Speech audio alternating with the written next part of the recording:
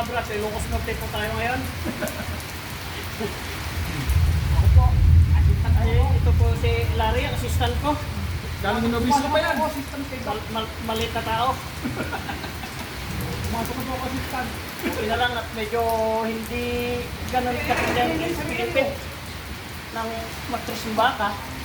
Kaya assist natin baka sakaling mabuhay pa. Ito kahirapan ngayon. Teka Joey, wakay ito. Sa insist ko dito. Sige.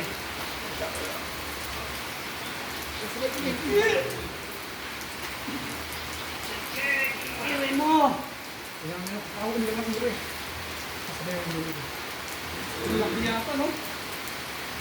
Buhay pa yata. Kaya, dure, oh. Kaya.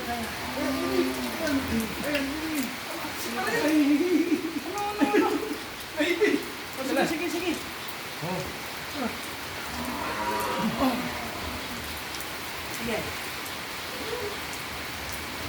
Ayan! Salamat! Sige ka na. Buhay pa. Sige.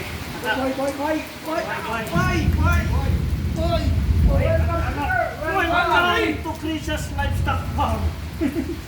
Ang laki! Welcome to the earth.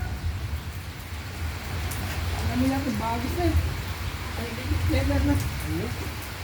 Nabuhay. Ay. Teka. Natalin ko lang yung kambal ah. Ay, kambal?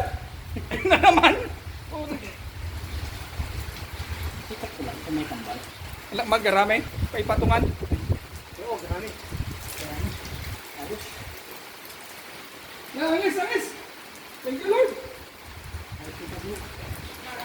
Welcome to Chris's Livestock Farm. Yan. Bagong baka.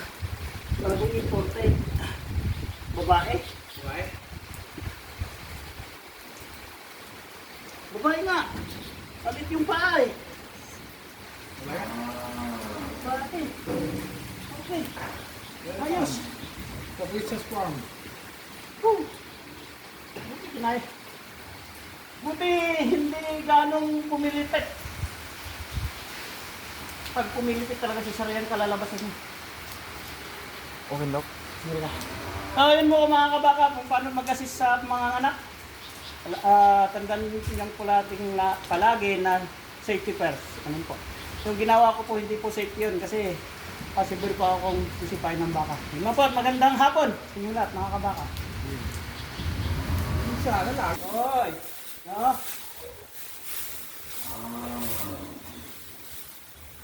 Martin, pasang Martin.